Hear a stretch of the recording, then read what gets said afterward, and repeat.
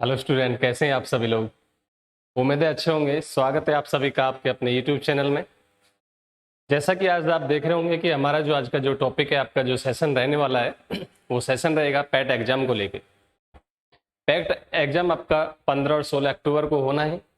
Date आपकी आ चुकी है, एडमिट कार्ड आपके आ चुके हैं। सभी लोगों ने अपने एडमिट कार्ड चेक कर लिया होगा। तो जिस चीज का भी 15 और 16 को एग्जाम है पैट वाला, उसको देखते हुए हम जो आपको क्लास लेके आए हैं, वो आपको एग्जाम बेस आपको के लिए क्वेश्चन लेके आए हैं। तो हम पहला मॉक टेस्ट आपका जो रहेगा वो पहला मॉक टेस्ट रहेगा। और पहले मॉक टेस्ट में आपको जितने भी आपका जो भी अब तक जैसे भी आपके जिस तरीके से आपके पेपर में क्वेश्चन आए हैं पैट वाले में, उसी पर आधारित क्वेश्चनों को करने वाले हैं। जो क्वेश्चन आए हुए हैं और जिन क्वेश्चनों की आने की उम्मीद है, वो क्वेश्चन आपको लेके आए हैं आज की क्लास में। तो जैसे जैसे आपकी क्लास चलती रहेगी, वैसे वैसे आपके एग्जाम तक, जब तक आपका एग्जाम होगा, हम आपके लिए प्रैक्टिस सेट मतलब मॉक टेस्ट आपको देते रहेंगे। ठीक है, तो आज के पहले क्वेश्चन की तरफ हम चलते हैं और पहला हमारा क्वेश्चन होगा। अब देखिए, पहला क्वेश्चन आपका क्या है। धातु से बने सिक्के सबसे पहले प्रकट हुए थे। अब आपको क्वेश्चन आपको दे दिया। अब आपको इसमें जो पेपर में जो होगा, मॉक टेस्ट में जो होगा, वो आपको पूरा पेपर होगा। केवल आपकी जो डीआई वाला पार्ट है, उसके बाद में पैसेज है आपका हिंदी इंग्लिश में जो भी आपका पैसेज है, उसको छोड़ के आपका जितना भी पार्ट होगा वो हम कवर करने वाले हैं। डीआई और पैसेज के लिए हमारी जो क्लास है वो दूसरे सर लेंगे, अरविंद कुमार नोहिया के द्वारा क्लास ली जाएगी। तो आप उसको डीआई और पैसेज के लिए उस वीडियो को जरूर देखें। ठीक है, बाकी जितना भी पार्ट रहेगा वो मेरे द्वारा आपको देखने को मिलेगा। ठीक है, तो पहले क्वेश्चन की तरफ हम चलते हैं। और सबसे पहला क्वेश्चन हमारा क्या है, धातु से बने सिक्के सबसे पहले प्रकट हुए थे। तो हमने देखा, तो आप सबको पता होगा कि जो हमारे धातु के जो सिक्के थे वो सबसे पहले किसके काल में हुए थे, किसके काल में हमें प्राप्त हुए थे। तो किसके काल में हुए थे, बुद्ध के काल में। किसके काल में, बुद्ध के काल में हमें सिक्के जो मिले थे, वो किसके, धातु से जो बने हमारे सिक्के थे वो बुद्ध के काल में मिले थे। ठीक है, चलिए अगले क्वेश्चन की तरफ हम चलते हैं। और अगला क्वेश्चन आपका क्या है, अगला क्वेश्चन आपका, अशोक ने किस बौद्ध साधु से प्रभावित होकर बौद्ध धर्म अपनाया था। ठीक है, आपको दूसरा क्वेश्चन क्या है कि अशोक ने किस साधु से प्रभावित होकर बौद्ध धर्म अपनाया था। कौन सा बौद्ध धर्म अपनाया था, तो कौन से थे वो, उपगुप्त। कौन सा, उपगुप्त जो थे वो हमारे एक ऐसे साधु थे जिनसे प्रभावित होकर अशोक ने बौद्ध धर्म अपनाया। ठीक है, चलिए अगले क्वेश्चन की तरफ चलते हैं। और अगला क्वेश्चन आपका क्वेश्चन नंबर 2। क्वेश्चन नंबर 3 क्या है आपका, क्वेश्चन नंबर 3 है आपका, सबसे प्राचीन कौन है, सबसे प्राचीन कौन है। तो इसमें से सबसे प्राचीन कौन है, पाणिनि है, अश्वघोष है, भास है या कालिदास है। तो इन सबसे पहले सबसे प्राचीन जो है वो कौन से हैं, पाणिनि। कौन से हैं, पाणिनि सबसे पुराने। ठीक है, चलिए अगले क्वेश्चन की तरफ चलते हैं। और अगला क्वेश्चन हमारा क्वेश्चन नंबर 4। क्वेश्चन नंबर 4 क्या है हमारा,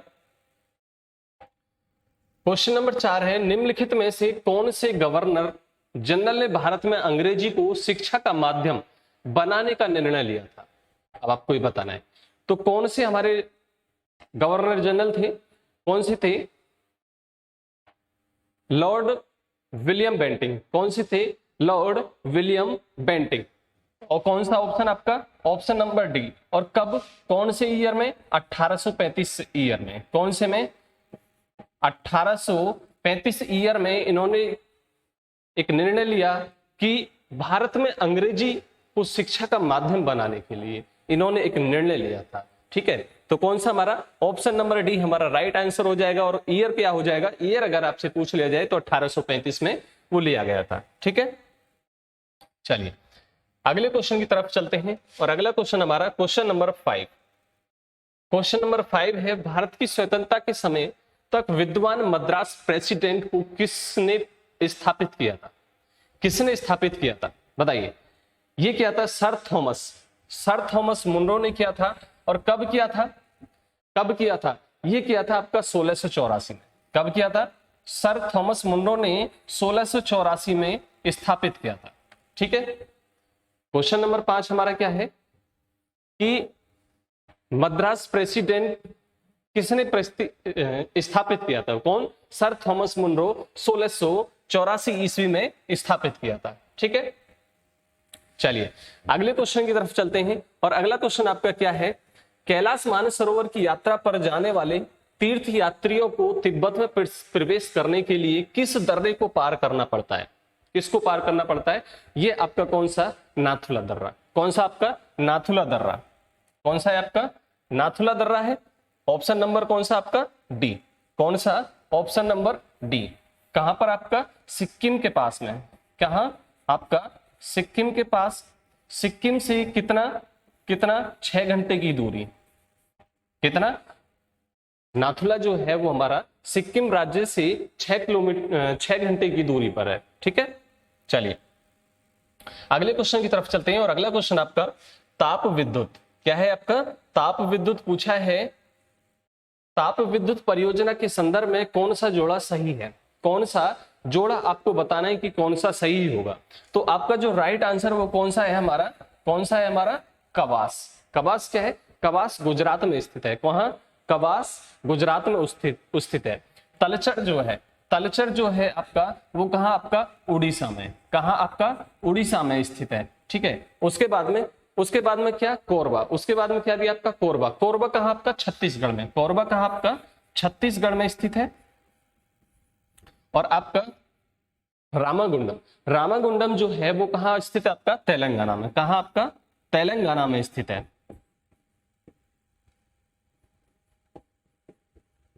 ठीक है। कहां स्थित है?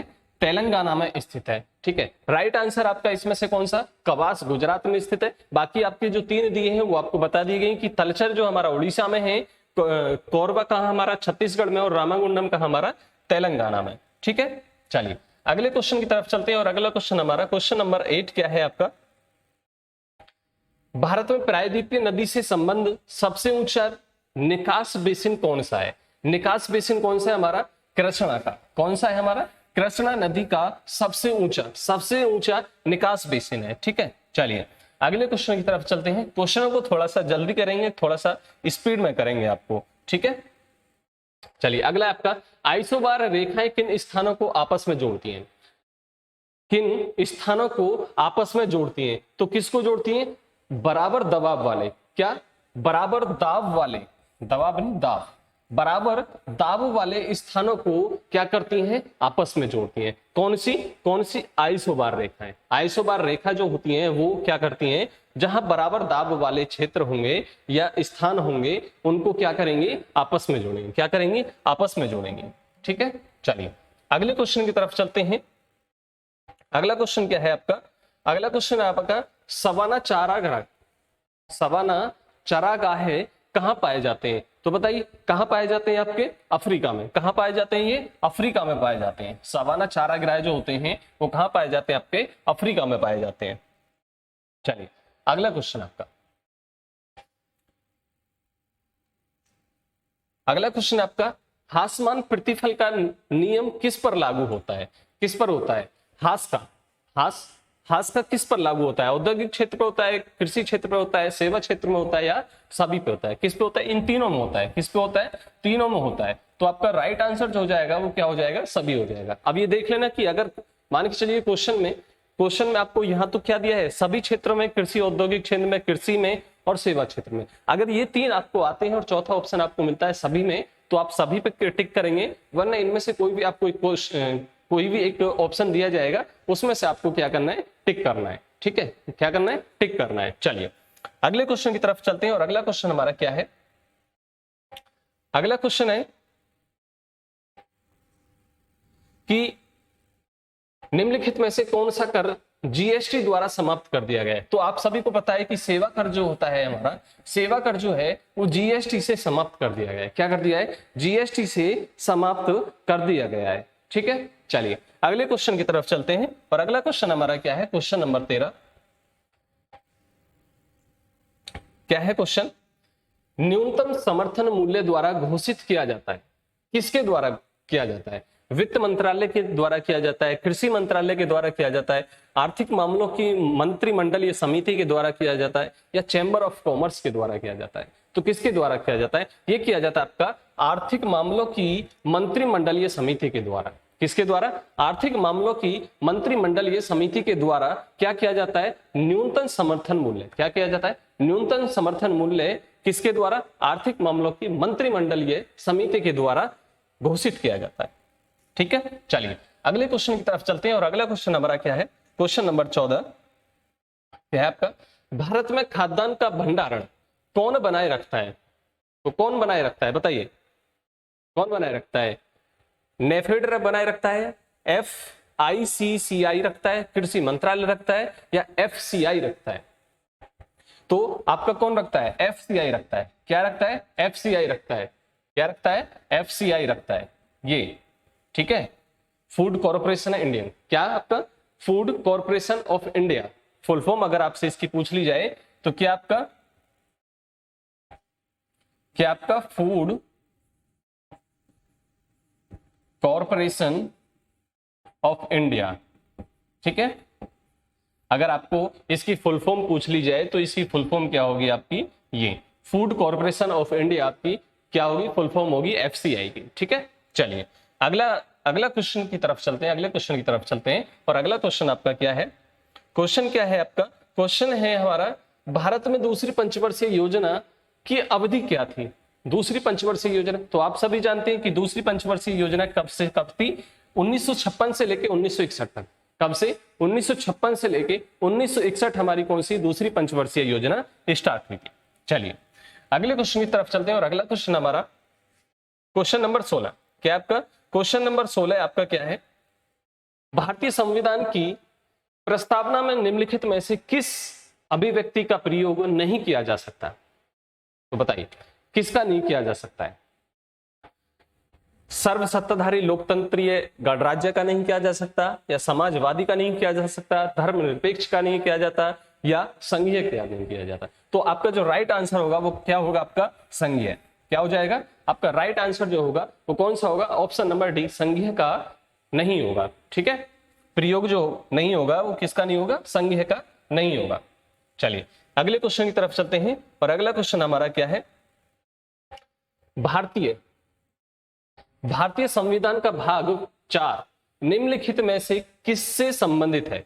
किससे संबंधित है? आप सभी जानते हैं, आपने पढ़ा होगा, तो किससे संबंधित है? राज्य के नीति निदेशक तत्व। कौन से आपका?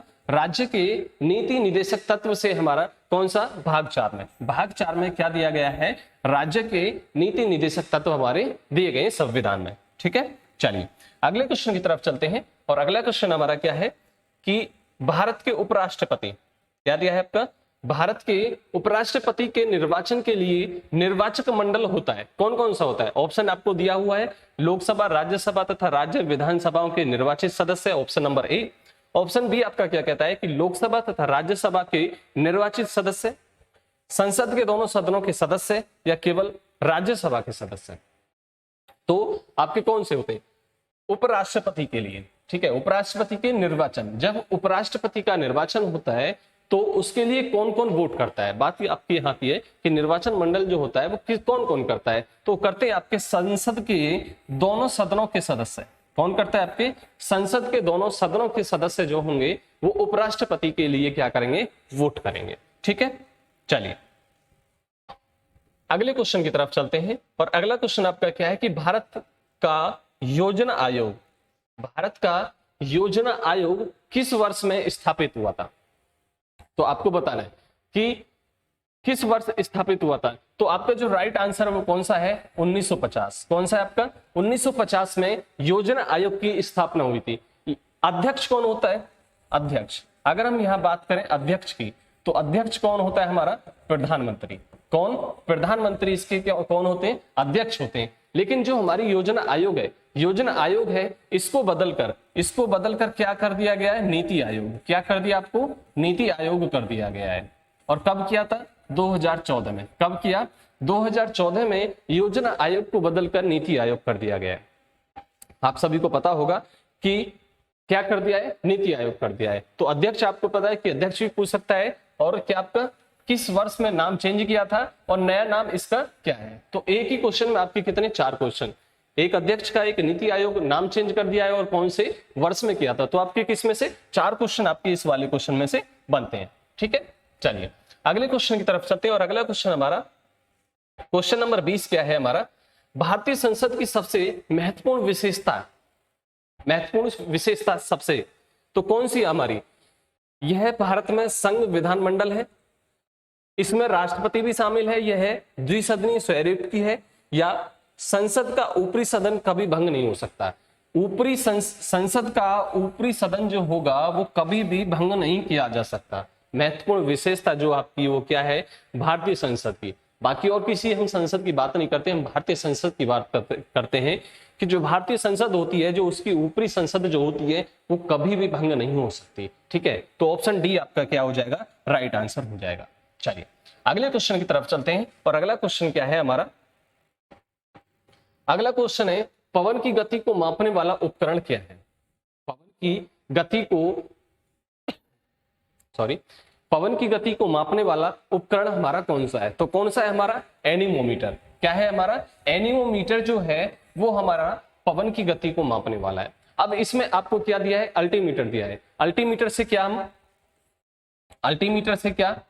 अल्टीमीटर गहराई क्या मापते हैं हम, अल्टीमीटर से क्या मापते हैं हम, गहराई मापते हैं। ठीक है, और आपका पानी के जो जहाज होते हैं क्रोनोमीटर से क्या होता है, पानी के जहाज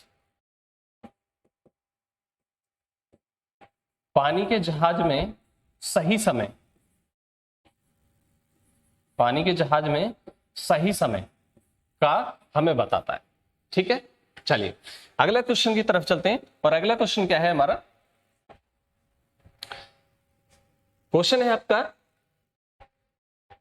एक माइक्रोन किसके बराबर होता है।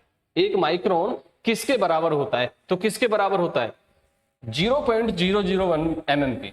किसके बराबर होता है, 0.001 mm के बराबर में होता है। कौन क्या होता है, एक माइक्रोन बराबर क्या होता है, इतना mm होता है। ठीक है, कितना होता है, इतना mm होता है। चलिए अगले क्वेश्चन की तरफ चलते हैं और अगला क्वेश्चन हमारा क्या है, 106 तत्व की खोज किसने की थी। 106 तत्व की खोज किसने की थी, तो वो थे जो खोज करने वाले थे, वो व्यक्ति थे हमारे सीबॉर्न। कौन से थे, सीबॉर्न हमारे व्यक्ति थे जिन्होंने 106 तत्वों की हमारी खोज की थी। तो आप तत्व जानते ही, आपने पढ़ा होगा तत्व हमारे कौन कौन से हैं। ठीक है, चलिए आगे अगला क्वेश्चन हमारा क्या है, परमाणु के नाभिक के घटक क्या क्या हैं। आप सभी जानते हैं, आपने पढ़ा होगा केमिस्ट्री में, आपने पढ़ा होगा कि हमारे जो घटक हैं वो कौन कौन से हैं, प्रोटॉन और न्यूट्रॉन। कौन से हमारे, प्रोटॉन और न्यूट्रॉन जो है वो क्या है, हमारे घटक है। परमाणु के हमारे क्या है, वो घटक है। ठीक है, चलिए अगले क्वेश्चन की तरफ चलते हैं और अगला क्वेश्चन हमारा क्या है, अगला क्वेश्चन है निम्नलिखित में से कौन सी कोशिका अंगक केवल वनस्पति कोशिका में उपस्थित होती है। बताइए कौन सी होती है। कौन कौन सा ऑप्शन आपको दिया है, सूत्रकणिका दिया है, कोशिका भित्ति दिया है, कोशिका झिल्ली दिया है, या रिक्तिका दिया है। तो इसमें से कौन सा उपस्थित होता है, कौन सा उपस्थित नहीं होता है। 3 हमारे ऐसे ऑप्शन हैं जो वनस्पति कोशिका में उपस्थित नहीं होते। कौन कौन सा नहीं होता, ये देखिए, सूत्रकणिका उपस्थित नहीं होता है, कोशिका झिल्ली नहीं होता है, और रिक्तिका नहीं होता है। केवल कोशिका जो भित्ति होती है केवल वो हमारी पाई जाती है। केवल कोशिका भित्ति वनस्पति कोशिका में उपस्थित होती है। ठीक है, चलिए अगले क्वेश्चन की तरफ चलते हैं और अगला क्वेश्चन हमारा मैथ का। चलिए मैथ के क्वेश्चन हमारे आ चुके हैं। ठीक है, मैथ के क्वेश्चन है और मैथ के क्वेश्चन आपके क्या है वो देख लीजिए जरा। आपको क्या करना है कि 1.75, 5.6 और 7 का महत्तम समापवर्तक आपको निकालना है। ऑप्शन आपको दिया गया है कि आपके ऑप्शन आपके सामने दिए गए हैं कि आपको क्या करना है, महत्तम समापवर्तक निकालना है। आपने मैथ की क्लास में पढ़ी होगी और आपको मैथ की क्लास अरविंद सर के द्वारा दी गई है, तो उसमें आप देख भी सकते हैं, या आप मैथ आपको आता भी होगा। तो देखिए चलिए कैसे करेंगे, ये हमारा क्या है 1.75 है। इसको अगर हम हटाएं तो 100 की मल्टीप्लाई, वो 100 का क्या करें, डिवाइड करें। उसके बाद में 5.6 है, 5.6 है 10 की, इसको हटाया तो 100 किया। ठीक है, और ऊपर क्या बना लिया हमने हमने हमने क्या करा, सेम कर लिया। हमने क्या करा, सेम कर लिया उसको। ये क्या है आपका 7, 7 क्या है, अगर हम इसको तीनों को सेम बनाए तो ऊपर क्या डबल जीरो, ऊपर क्या करेंगे हम डबल जीरो करेंगे। अब आपको क्या करना है, महत्तम समावर्त निकालना है आपको, तो क्या करें 175 से आपको क्या करना है, 175 से 560 में क्या करना है, डिवाइड करना है। यही तो करना है, ऐसे ही तो आप निकालते, यही तो आपको मेथड बताया गया होगा। तो जब हम निकालेंगे तो क्या निकालेंगे, कितना निकालेंगे, यहां से कितनी बार डिवाइड होगा। अगर 3 से आप करते हो तो कितना, 3 पंजे 15, 3 सत्ते 21, 22, 3 और 2 5, 3 और 2 5, यही तो आएगा। बताइए तो कितना बचा हमारा, कितना बचा हमारा 35 बचा, 35 बचा। 35 के बाद में आपको क्या करना है, 175 में डिवाइड लगाना है। क्या करना है, 175 में आपको क्या करना है, डिवाइड लगाना है। और इससे कितना हो जाएगा, 5 बार डिवाइड हो जाएगा, कितनी बार, ये क्या हुआ, यहाँ 0 आया। अब क्या करना है आपको 35 से आपको 700 में डिवाइड करना है। क्या करना है, 700 में आपको क्या करना है, डिवाइड करना है। यही तो करना है, ऐसे तो होता है। तो जब हम इसको डिवाइड करेंगे, जब हम इसको डिवाइड करेंगे तो ये क्या हो जाएगा आपका, डिवाइड होगा। क्या होगा, डिवाइड हो जाएगा पूरा पूरा। और जो ये आपका 35 बचा हुआ है, अब आपका महत्तम समावर्त कौन सा हो गया, 35 हो गया। अब हमने क्या करा था, सब में क्या करा, 100 से डिवाइड किया, तो इसमें भी आपको 100 से डिवाइड करना होगा। तो 100 से डिवाइड करने पे आपका जो आंसर है वो कौन सा बनेगा, ऑप्शन नंबर डी। कौन सा बनेगा, ऑप्शन नंबर डी जो होगा वो आपका क्या हो जाएगा, राइट आंसर हो जाएगा। ठीक है, चलिए अगले क्वेश्चन की तरफ चलते हैं। और अगला क्वेश्चन आपका क्या है, दो संख्याओं का गुणनफल 0.008 है। इनमें से एक संख्या दूसरी संख्या के 1/5 के बराबर है। इनमें से छोटी संख्या क्या होगी। अब आपको क्या करना है, छोटी संख्या आपको ज्ञात करनी है। तो छोटी संख्या कैसे ज्ञात करेंगे, तो देखिए गुणनफल कैसे ज्ञात करना है, दो संख्या x और x गुणा 1/5, क्योंकि आपकी क्या 1/5 के बराबर है। और कितना है आपका 0.008 आपको दिया है। तो यहां से कितना आपका x² और ये कितना हो जाएगा 8 पंजे 40, तो 0.040। इसको हटाएंगे तो कितना 3 जीरो, इसको हटाएंगे आप तो कितना 3 जीरो, 1 जीरो से ये कट गया, 1 जीरो से आपका ये कट गया। अब आपका बचा कितना, आपका बचा कितना x² इक्वल कितना बचा आपका 4/100। x इक्वल कितना हो गया आपका 2/10। x इक्वल कितना हो गया आपका, यही होगा ना 2/10। तो आपका क्या आ जाएगा, यहां से जब आप करेंगे तो 0.2 आएगा। बताइए 0.2 आपका क्या हो जाएगा, राइट आंसर हो जाएगा, ऑप्शन नंबर ए। कौन सा हो जाएगा, ऑप्शन नंबर ए आपका क्या हो जाएगा, राइट आंसर हो जाएगा। ठीक है, चलिए अगले क्वेश्चन की तरफ चलते हैं। और अगला क्वेश्चन हमारा क्या है, देखते हैं अगला क्वेश्चन हमारा, क्वेश्चन नंबर 28। क्वेश्चन नंबर 28, 200 तक कितनी संख्या ऐसी हैं जो 2 और 3 दोनों से विभाज्य है। 2 और 3 से विभाज्य आपको संख्या बतानी है कि कितनी संख्याएं होंगी। तो आपने पढ़ा होगा कि 2 और 3, मैंने देखा कि 2 और 3, जो संख्या 2 और 3 से मिलकर कटेगी वो 6 से भी कटेगी। बताइए, जो 2 और 3 से भी कटेगी वो 6 से भी कटेगी। तो आपको क्या करना है, 6 को 6 से कितना डिवाइड करना है, 200 को डिवाइड कर दीजिए। 6 से 200 को डिवाइड कर दीजिए, क्योंकि क्या पूछा है आपसे 200 तक की संख्या पूछी है। तो जब इसको डिवाइड करने जाएंगे तो कितना 3 6 8, ये कितना बचेगा ये, और फिर ये कितना आपका, तो ये आपका कितना बचेगा आपका, यही आपका चलता चला जाएगा, यही आपका 33.333 आपका पहुंचता चला जाएगा। तो आपका जो राइट आंसर वो कौन सा हो जाएगा, ऑप्शन नंबर डी। कौन सा हो जाएगा, ऑप्शन नंबर डी आपका क्या हो जाएगा, राइट आंसर हो जाएगा। ठीक है, चलिए अगले क्वेश्चन की तरफ चलते हैं। और अगला क्वेश्चन हमारा क्या है, 850 क्या दिया आपको, एक विद्यालय में 850 छात्र हैं जिनमें 44% मुस्लिम है, 28% हिंदू हैं, 10% सिख हैं और शेष अन्य समुदाय के हैं। तो अन्य समुदाय की संख्या में अब आपको क्या पूछा है, अन्य समुदाय में कितने छात्र हैं आपको ये पूछा है। तो सबसे पहले आपको क्या करना है, जो आपका परसेंटेज दिया है कितना 44, क्या दिया है 44% दिया है, और 28% दिया है, और कितना 10% दिया है। अगर हम इसको टोटल करें तो कितना 8 4 12, 4 2 6 1 7 1 8, 82% हुआ। कितना हुआ? 82% हमारा हुआ। यहां से कितना बचा हमारा? 18%। क्या बचा हमारा? 18% बचा। और 18% जब यहां से हमारा 18% बचा और 100% हमारा कितने के बराबर है? देखिए 100 के हमारा 850 के बराबर। और जब आप यहां से 18% निकालेंगे तो कैसे निकालेंगे? 18 इक्वल 850, यही तो निकालेंगे। 850 गुणा 18 और डिवाइड कितने से आप करेंगे? 100 से। कितने से करेंगे आप? 100 से करेंगे। तो आप इसको निकाल दीजिए। जब आप इसकी कैलकुलेशन करेंगे तो कैलकुलेशन कर लीजिए। कैलकुलेशन करने पे 5 से 2 बार और 5 से कितनी बार? 5 1 3 बचा 17। दोनों की मल्टीप्लाई करेंगे, इसको डिवाइड कर दीजिए कितनी बार? 9 बार। ठीक है, तो कितना? 17 में मल्टीप्लाई कितने की करनी है? मल्टीप्लाई 9 की। 9 7 63, तो कितना हो जाएगा आपका? 153। कितना हो जाएगा? 153। इसका क्या हो जाएगा? राइट आंसर हो जाएगा। ठीक है, क्या हो जाएगा आपका? ठीक है ना। चलिए अगले क्वेश्चन हमारा क्या है? क्वेश्चन नंबर हमारा 30। एक कक्षा में 15 लड़कों की औसत आयु कितनी है? 11 वर्ष। कितनी हमारी? 11 वर्ष। यदि 9 वर्ष के 5 लड़के कक्षा में और सम्मिलित हो जाएं, तो अब उनकी औसत आयु क्या होगी? तो आपने औसत आयु पढ़ रखा होगा कि हम एज वाले जो क्वेश्चन होते हैं हमारे, वो उनको हम किस तरीके से करते हैं। ठीक है, पढ़ रखा होगा आपने। तो क्या करेंगे? 15 और 11। सबसे पहले क्या करें आप?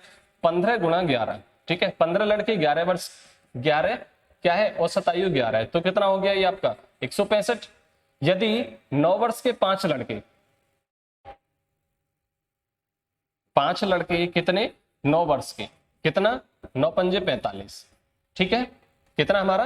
45 सम्मिलित हो जाए तो अब उनमें औसत आयु क्या होगी? तो इसको जोड़ दीजिए। सबसे पहले इसको जोड़ दीजिए। कितना हुआ? 0 6 4 10 1 और 1 2, कितना हुआ? 210। और लड़के कितने? देखो ये तो है आपके क्या? लड़के। और औसत आयु क्या हमारी? ये औसत आयु कितनी हमारी? 20।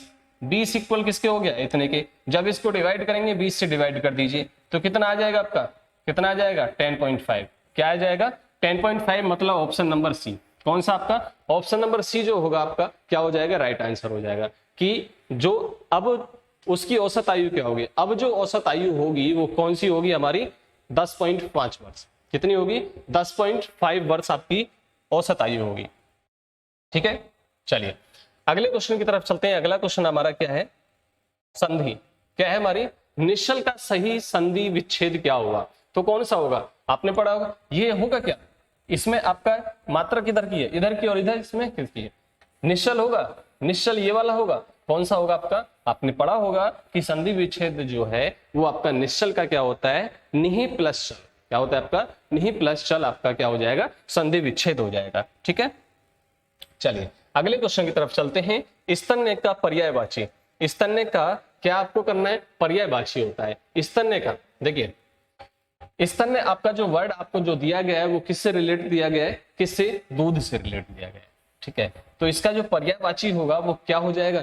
दूध इसका स्तन्य का पर्यायवाची हो जाएगा। ठीक, चलिए अगले क्वेश्चन की तरफ चलते हैं। और अगला क्वेश्चन हमारा क्या है? निर्वासित में प्रत्यय। निर्वासित में प्रत्यय क्या होगा?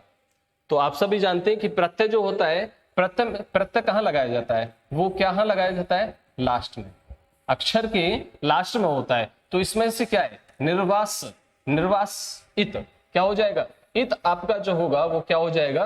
क्या हो जाएगा आपका? प्रत्यय हो जाएगा। क्या हो जाएगा हमारा? प्रत्यय जो होगा वो क्या हो जाएगा हमारा? निर्वास। इत आपका क्या हो जाएगा? प्रत्यय हो जाएगा। ठीक है, चलिए अगले क्वेश्चन की तरफ चलते हैं। और अगला क्वेश्चन हमारा, इसमें से आपको क्या करना है? इस वाले क्वेश्चन में आपको यह देखना है कि कौन से ऑप्शन में हमारी जो वो लैंग्वेज दी गई है वो गलत है। क्या है? गलत है।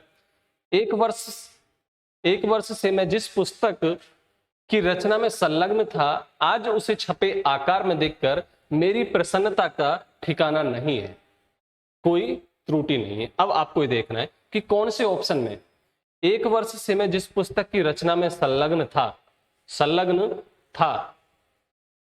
ठीक है, था, आज उसे छपे आकार में देखकर मेरी प्रसन्नता का ठिकाना नहीं और कोई त्रुटि नहीं।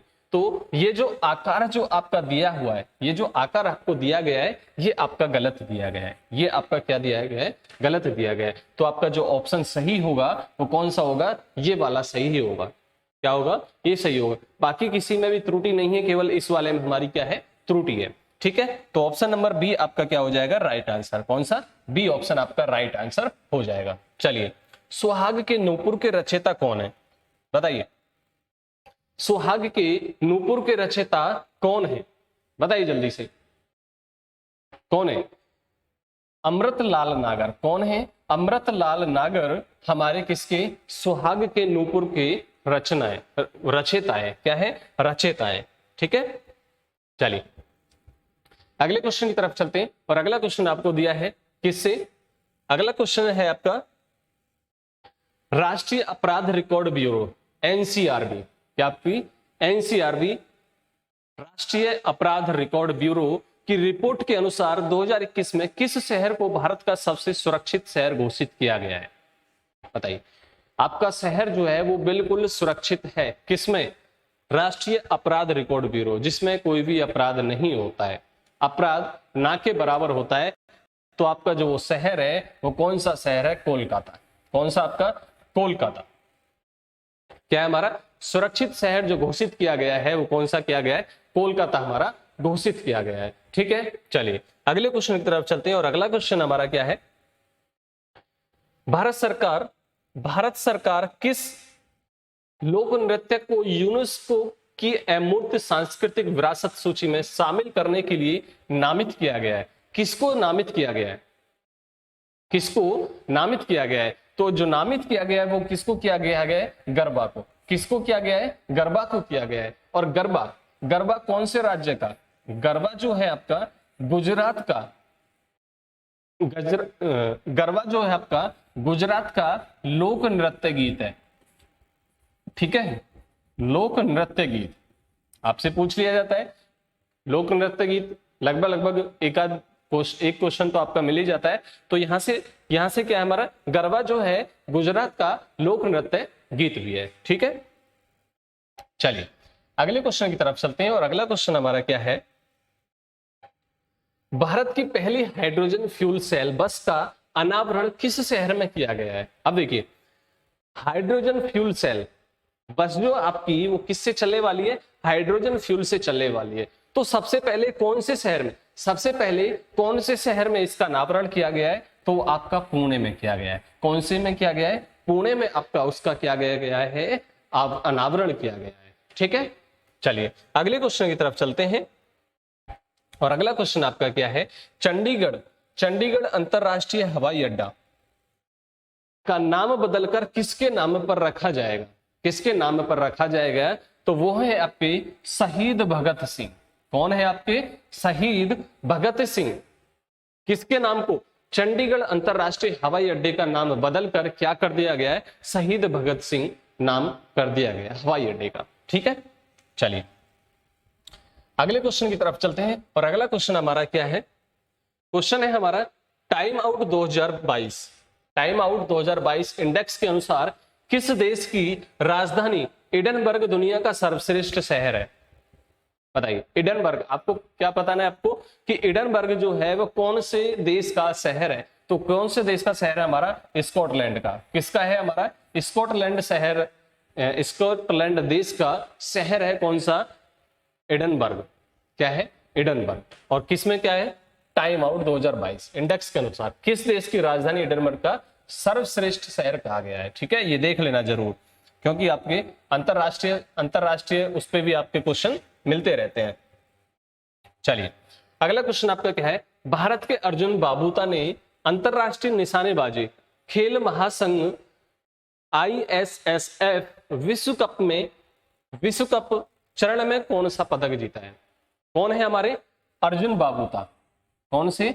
अर्जुन बाबूता ने निशानेबाजी में कौन सा हमारा पदक जीता है? स्वर्ण पदक जीता है, रजत पदक जीता है या कांस्य पदक जीता? तो इन्होंने क्या जीता है? स्वर्ण पदक जीता है। क्या जीता है हमारा? स्वर्ण पदक इन्होंने अपने नाम किया है। स्वर्ण पदक अपने नाम किया निशानेबाजी में। ठीक है, चलिए अगले क्वेश्चन की तरफ चलते हैं। और अगला क्वेश्चन हमारा क्या है? अगला क्वेश्चन है हमारा, राष्ट्रीय मत्स्य किसान दिवस, नेशनल फिश फार्मर्स डे निम्न में से किस दिन मनाया जाता है? किस दिन मनाया जाता है बताइए। तो ये मनाया जाता है आपका 10 जुलाई। कब मनाया जाता है? 10 जुलाई को राष्ट्रीय मत्स्य किसान दिवस के रूप में मनाया जाता है। ठीक है, चलिए अगले क्वेश्चन की तरफ चलते हैं। और अगला क्वेश्चन, हाल ही में बंगाली फिल्म के किस निर्देशक का 92 ईयर 92 साल की उम्र में कोलकाता में निधन हो गया? तो कौन थे हमारे वो बंगाली फिल्में ज्यादा करते थे, बंगाली फिल्म करते थे, उनका 92 ईयर में उनका निधन हो गया। तो वो कौन थे? आपके हमारे तरुण मजूमदार। कौन है वो? तरुण मजूमदार हमारे वो व्यक्ति थे जिनका हाल ही में निधन हुआ है। ठीक है, चलिए अगले क्वेश्चन की तरफ चलते हैं। और अगला क्वेश्चन हमारा क्या है? अगला क्वेश्चन है हमारा, जूनियर फर्डिनेंड मार्कोस ने मनीला में किस देश के 17वें राष्ट्रपति के रूप में शपथ ली है? बताइए कौन से देश के रूप में, कौन से देश में वो राष्ट्रपति कौन से नंबर के? 17वें नंबर के राष्ट्रपति बने। तो कौन से? फिलीपींस। कौन से देश के? फिलीपींस देश के राष्ट्रपति के रूप में उन्होंने क्या लिए? शपथ लिए। और कौन? Junior Ferdinand Marcos. नाम याद रखना, जूनियर फर्डिनेंड मार्कोस ने मनीला में किस देश के 17वें राष्ट्रपति के रूप में। ठीक है, चलिए अगला क्वेश्चन हमारा क्या है? अगला क्वेश्चन है, किस राज्य सरकार ने राज्य की महिलाओं के लिए नारी को नमन योजना शुरू की है? नारी को नमन योजना शुरू की है। तो कौन सा हमारा राज्य है? वो है हमारा हिमाचल प्रदेश। कौन सा हमारा? हिमाचल प्रदेश। ठीक है, हिमाचल प्रदेश। अब आपसे इसका क्या क्या क्वेश्चन बन सकता है कि इसके मुख्यमंत्री कौन है? तो कौन है? जयराम ठाकुर। कौन है? जयराम ठाकुर। जयराम ठाकुर जी हमारे इसके सीएम है। क्या है? इसके सीएम है। और अगर इसकी बात करें, राजधानी आपको पता है, राजधानी आपको पता ही है हिमाचल की कौन सी है? शिमला। हिमाचल की राजधानी क्या है? शिमला। और गवर्नर कौन है? गवर्नर कौन है इसके? बताइए गवर्नर कौन है? राजेंद्र विश्वनाथ। कौन है? राजेंद्र विश्वनाथ इसके क्या है? गवर्नर। कौन है? राजेंद्र विश्वनाथ। राजेंद्र विश्वनाथ क्या है? गवर्नर है। ठीक है, चलिए अगले क्वेश्चन की तरफ चलते हैं। और अगला क्वेश्चन हमारा क्या है? भारतीय कैंसर अनुसंधान स्थित कहां पर स्थित है? भारतीय कैंसर अनुसंधान संस्थान स्थित है, कहां स्थित है? बताइए कोलकाता में, चेन्नई में, मुंबई में या नई दिल्ली में? तो कहां स्थित है हमारा? मुंबई में। कहां स्थित है? मुंबई में। मुंबई में हमारा कैंसर, भारतीय राष्ट्रीय कैंसर अनुसंधान संस्थान जो है वो हमारा मुंबई में स्थित है। ठीक है, चलिए अगले क्वेश्चन की तरफ चलते हैं। और अगला क्वेश्चन हमारा क्या है? क्वेश्चन है, निम्नलिखित में से किस शहर को भारत के इलेक्ट्रॉनिक शहर के रूप में जाना जाता है? बताइए मुंबई को, गुड़गांव को, बेंगलोर को या हैदराबाद को? तो किसको जाना जाता है? बंगलोर को। किसको जाना जाता है? बेंगलोर को इलेक्ट्रॉनिक शहर किसके नाम से जाना जाता है? इलेक्ट्रॉनिक शहर के नाम से बंगलोर को जाना जाता है। ठीक है, चलिए अगले क्वेश्चन की तरफ चलते हैं। और अगला क्वेश्चन हमारा, रेलवे स्टाफ कॉलेज कहां स्थित है? रेलवे स्टाफ कॉलेज हमारा कहां स्थित है? तो कहां स्थित है हमारा? बड़ोदरा में। कहां स्थित है? बड़ोदरा। और बड़ोदरा कहां आपका? गुजरात में। बड़ोदरा कहां आपका? गुजरात में स्थित है। ठीक है, ये याद रखना ये। ठीक है, चलिए अगले क्वेश्चन की तरफ बढ़ते हैं। और अगला क्वेश्चन हमारा क्या है? केंद्रीय खनन अनुसंधान संस्थान कहां स्थित है? आपको बताना है कि केंद्रीय खनन अनुसंधान संस्थान कहां स्थित है? कटक में, धनबाद में, भावनगर में या हमारा जमशेदपुर में? तो कहां आपका स्थित है? धनबाद में। कहां स्थित है? धनबाद। और धनबाद कहां स्थित है आपका? झारखंड में। कहां स्थित है? झारखंड में आपका धनबाद स्थित है। ठीक है, ये देखो ये जो शहर होते हैं इनकी स्टेट आप जरूर याद रख लें कि हमारा जो जैसे जमशेदपुर है, धनबाद है, ये जो छोटे छोटे जो नामी हैं तो इनको आप थोड़ा सा याद कर लें क्योंकि ये आपके पूछे जा सकते हैं आपके। ठीक है, चलिए अगला क्वेश्चन आपका क्या है? कि निम्नलिखित में से कौन सा दिन प्रतिवर्ष खेल दिवस के रूप में मनाया जाता है? 22 अप्रैल, 26 जुलाई, 29 अगस्त या 2 अक्टूबर? तो कौन सा मनाया जाता है? 29 अगस्त। 29 अगस्त जो है वो हर साल खेल दिवस के रूप में मनाया जाता है। क्या मनाया जाता है? खेल दिवस के रूप में मनाया जाता है हर साल। ठीक है, चलिए अगले क्वेश्चन की तरफ चलते हैं। और अगला क्वेश्चन हमारा क्या है? इसमें से आपको क्या करना है? सही मिलान करना है। इसमें आपको क्या करना है? सही मिलान करना है कि लोक शैली। क्या दिया आपको? लोक शैली। अब देखो ये क्वेश्चन अगर आप करना चाहें तो बड़ी आसानी से कर सकते हैं, क्योंकि इसमें से एक क्वेश्चन हमारा पीछे आ चुका है और वो बताया भी था। कौन सा बताया था हमने? कि हीर गीत जो होता है, हीर गीत जो होता है वो कौन से राज्य का लोक शैली है? कौन से राज्य की लोक शैली है? तो वो है आपकी पंजाब की। किसकी है? पंजाब की। मतलब ए वाले का जो आंसर है वो क्या हो गया हमारा? बी। बी मतलब ऑप्शन नंबर बी क्या हो गया? बी। ए का जो है वो क्या है? बी। स्मॉल में बना दीजिए। ठीक है, नंबर डाल दीजिए 2 है हमारा। ये 1 आपका, ये 2, ये 3 और ये आपका 4। इस तरीके से हमें मिल जाएंगे, इस तरीके से इन ऑप्शनों में हमें मिल जाएंगे। ठीक है, भटियाली गीत। भटियाली गीत कहाँ गाया जाता है बताइए? भटियाली जो गीत है वो हमारा बंगाल में। कहाँ? बंगाल में। तो हमारा जो इसका जो राइट आंसर हो रहा है वो राइट आंसर जो होगा वो कौन सा हो जाएगा हमारा? Option number C. कौन सा? Option number C. क्योंकि आप जानते हैं कि गरबा अभी आपको पीछे बताया गया है, गरबा जो है वो किसका? गुजरात का। गरबा कहाँ का? गुजरात का। और रास नृत्य तो आप सभी को पता है कि रास नृत्य जो किया जाता है वो उत्तर प्रदेश में किया जाता है। आप सभी जानते हैं ना कि रास नृत्य जो है वो कहाँ किया जाता है? नौटंकी वगैरह जो होती है वो उसी के लिए। रास जो नृत्य है वो क्या है? नौटंकी में आता है। और नौटंकी कौन से राज्य का? उत्तर प्रदेश का है। ठीक है, तो ऑप्शन नंबर इसमें क्या होता है आपका? ऑप्शन नंबर सी इसमें से राइट आंसर आपका हो जाएगा। ठीक है, चलिए अगले क्वेश्चन की तरफ चलते हैं। और अगला क्वेश्चन आपका क्या है? संयुक्त राष्ट्र की एकमात्र त्रिपक्षीय एजेंसी कौन सी है? त्रिपक्षीय एजेंसी आपको बताना है। तो इसमें जो होगा वो कौन सा होगा आपका? Option number C, ILO। क्या आपका? ILO आपका क्या होगा? राइट आंसर होगा। क्या आपका? International labour organisation. क्या आपका? International labour organisation.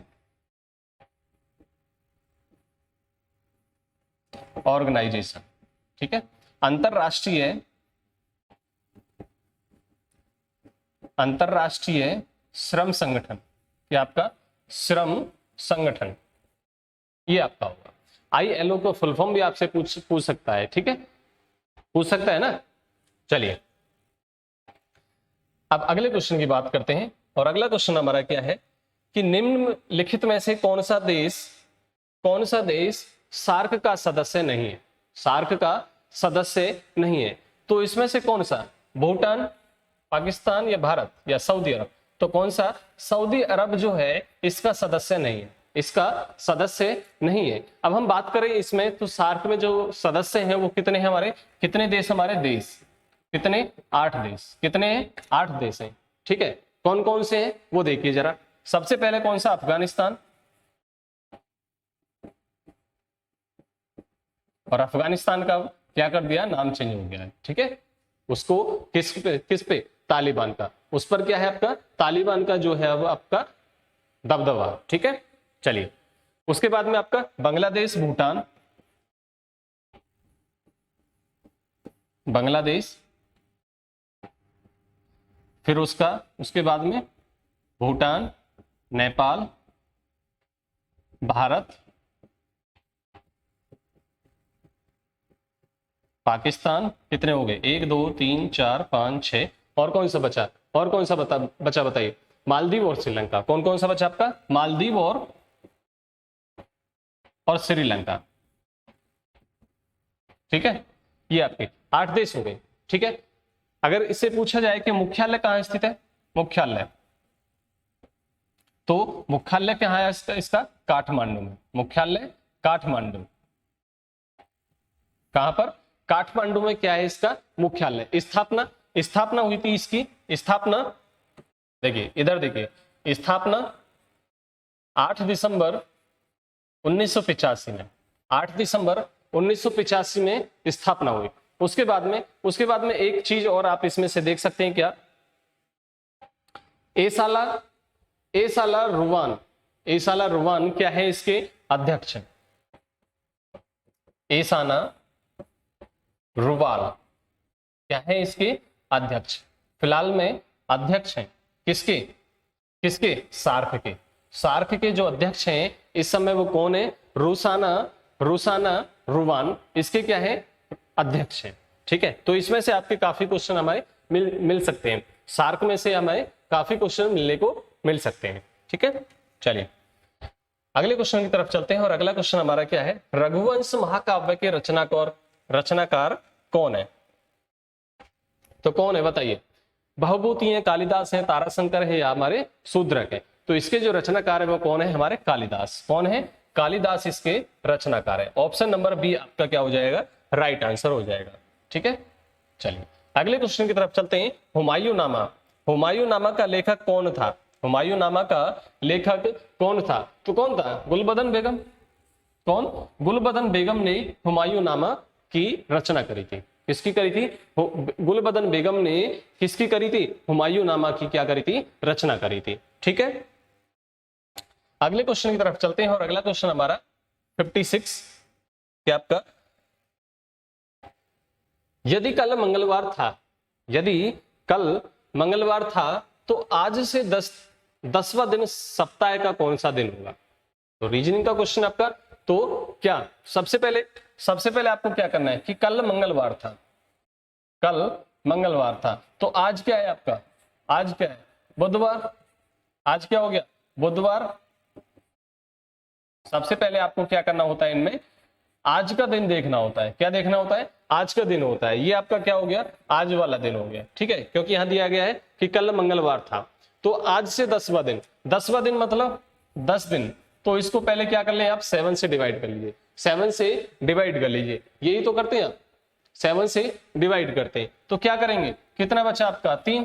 क्या बचा आपका, 3। तो आज में ऐड कर दीजिए, आज में 3 ऐड कर दीजिए, तो कौन सा आ जाएगा आपका, बुधवार से प्लस के 3 करेंगे तो क्या होगा, 3 और 3 6, 6 पे क्या आता है हमारा, शुक्रवार। क्या आता है हमारा, शुक्रवार। तो आपका जो राइट आंसर है वो कौन सा हो जाएगा, शुक्रवार। ऑप्शन नंबर ए आपका क्या होता है, राइट आंसर होता है। ठीक है, चलिए अगले क्वेश्चन की तरफ चलते हैं। और अगला क्वेश्चन हमारा क्या है, निम्नलिखित में से शब्दों को शब्दकोश में आने वाले क्रम के अनुसार लिखें। अब आपको क्या करना है, शब्दकोश के अनुसार लिखना है। तो सबसे पहले इसमें से हमें देखना है कि सी सभी में, सी वाला पार्ट हमें सभी में, ओ वाला पार्ट भी आपका सभी में। उसके बाद में एल यहां दिया है, एन, आर और एम दिया है, तो कौन सा आता है, एल पहले आएगा, एल पहले आएगा ना, एम से, एन से और आर से पहले आएगा। तो कौन सा, ये वाला आपका पहले आएगा, ये वाला आपका पहले आएगा, मतलब फर्स्ट वाला आपका सबसे पहले आएगा। तो ऑप्शन में कोई और नहीं है, केवल ऑप्शन नंबर डी जो दिया गया है वो क्या दिया गया है, 1, 4, 2 और 3 आपको दिया गया है। क्योंकि हमें दिख रहा है कि केवल फर्स्ट जो है वो केवल एक ही ऑप्शन में, किसी और ऑप्शन में नहीं दिया गया। तो इसके अनुसार आपका जो राइट आंसर है वो कौन सा हो जाएगा, ऑप्शन नंबर डी आपका क्या हो जाएगा, राइट आंसर। ठीक है, चलिए अगले क्वेश्चन की तरफ चलते हैं। और अगला क्वेश्चन आपका क्या दिया हुआ है, अगला क्वेश्चन हमें दिया गया है, नीचे एक अनुक्रम में दिया गया है जिसमें एक पद लुप्त है, दिए गए विकल्पों में से वह सही विकल्प चुनिए जो अनुक्रम को पूरा करेगा। अब देखिए ये जो आपका 100 है वो क्या है आपका, 100 यहाँ है। ठीक है, क्या है, 100 आपका यहाँ है। तो आपको क्या करना है कि सीरीज बनानी है। 100 से क्या हुआ, 50 हुआ, 100 से 50 हुआ, 50 से कितना हुआ, 25 हुआ, 25 से कितना हुआ, 12.5 हुआ, 12.5 से कितना हुआ, 6.25 हुआ, और 6.25 से क्या होगा, 2 का डिवाइड लगा दीजिए, 2 का डिवाइड लगा दीजिए तो कितना होगा, 3.125, 3.125 हमारा कौन सा, ऑप्शन नंबर सी। कौन सा, ऑप्शन नंबर सी हमारा क्या हो जाएगा, राइट आंसर हो जाएगा। कौन सा हो जाएगा, ऑप्शन नंबर सी हमारा क्या हो जाएगा, राइट आंसर हो जाएगा। ठीक है, चलिए अगले क्वेश्चन की तरफ चलते हैं। और अगला क्वेश्चन हमारा क्या है, फरहान उत्तर पूर्व दिशा में 4 किलोमीटर तक चलता है।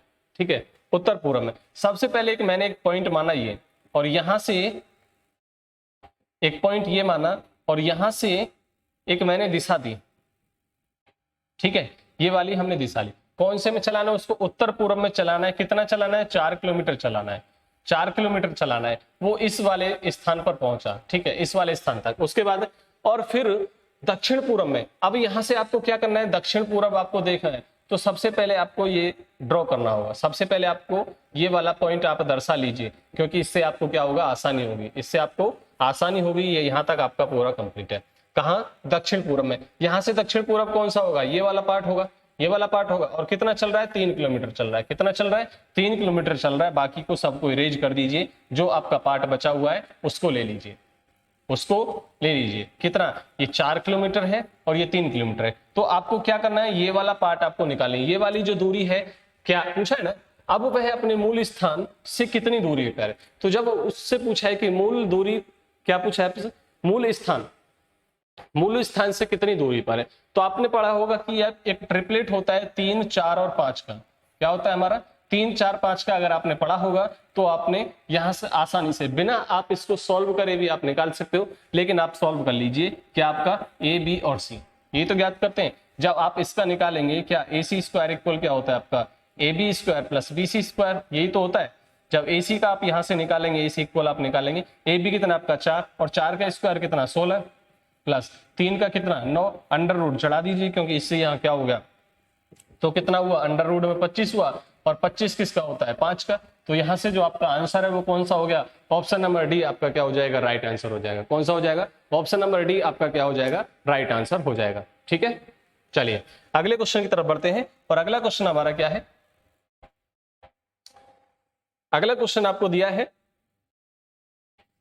एक विशिष्ट कोड भाषा में लॉयल को MPZ 437 4 और 3 7, ठीक है, लिखा जाता है। तो उसी कोड भाषा में प्रोक्लेम को किस रूप में लिखा जाएगा, किस रूप में लिखा जाएगा। तो सबसे पहले हमें यह चेक करना है कि लॉयल्टी को हमने क्या लिखा था, MP, क्या लिखा हमने, MPZB MU और Z। हमने देखा ये क्या हुआ, हमारा प्लस के 1 हुआ, L से कितना +1 हुआ, ये आपका +1, ये भी आपका +1, सब में क्या हुआ हमारा +1 हुआ। तो आपको क्या करना है, प्रोक्लेम में आपको क्या करना है, सभी में +1 करते जाइए। P के बाद में Q, R के बाद में S, O के बाद में P, O के बाद में P, C के बाद में D, L के बाद में M, A का D, I का J और M का N। ढूंढ लीजिए कौन से वाले ऑप्शन में होगा। तो कौन से वाले में, QSPD, QSP और D, ठीक है। उसके बाद में MBJN, तो कौन सा आपका, ऑप्शन नंबर सी। कौन सा होगा, राइट आंसर जो हो जाएगा आपका वो कौन सा हो जाएगा, ऑप्शन नंबर सी आपका यहां से क्या हो जाएगा, राइट आंसर हो जाएगा। ठीक है, चलिए अगले क्वेश्चन की तरफ चलते हैं। और अगला क्वेश्चन हमारा क्या है, क्या दिया है, 1925 के कानपुर कांग्रेस के अध्यक्ष, 1925 कानपुर कांग्रेस के अध्यक्ष कौन थे, आपको ये बताना है। तो कौन थे, लाला लाजपत राय दिया गया है, सरदार वल्लभ भाई पटेल दिया है, पंडित मोतीलाल नेहरू दिया है, या सरोजिनी नायडू दिया है। तो कौन से वाले ऑप्शन पे जाएंगे, तो 1925 में जो अध्यक्ष थी वो कौन थी, सरोजिनी नायडू। कौन थी हमारी, सरोजिनी नायडू कानपुर कांग्रेस की अध्यक्ष थी। ठीक है, तो ऑप्शन नंबर आपका कौन सा होता है, यहां से ऑप्शन नंबर डी आपका राइट आंसर होता है। चलिए अगला क्वेश्चन आपका कि जब गांधी जी ने करो या मरो का आह्वान किया तब भारत के वायसराय कौन थे, तो कौन थे हमारे, लिनलिथ गोलार्ड।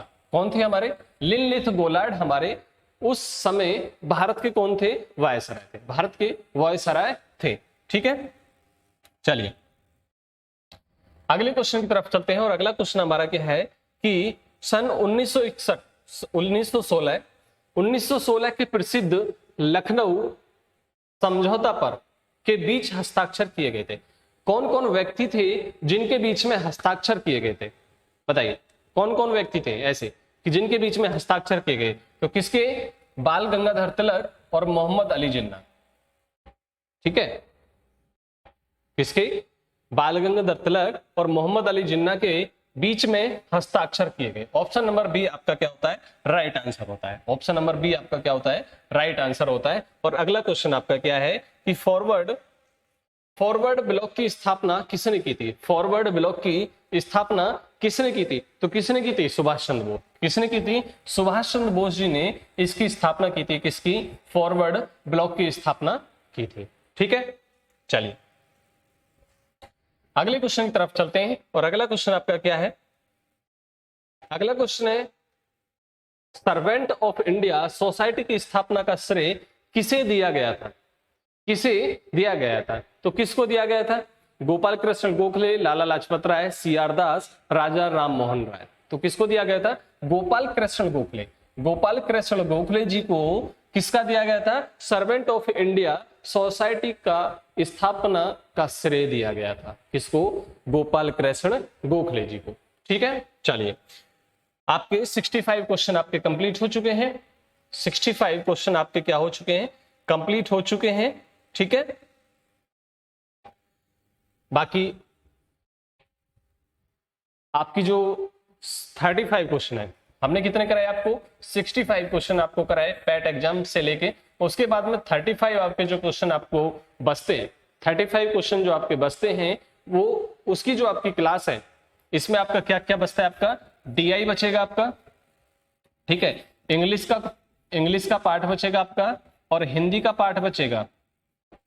हिंदी का पार्ट बचेगा। ये 3 आपके पार्ट बचते हैं। इसमें भी आपके कौन कौन से आपके डीआई होगी आपका, ठीक है। उसके बाद में इंग्लिश में आपका पैराज फिल इन द ब्लैंक बचा आपका। उसके बाद में हिंदी में भी आपके पैसेज बचता है। दोनों में, हिंदी और इंग्लिश में पैसेज बचता है, फिल इन द ब्लैंक बचता है आपका।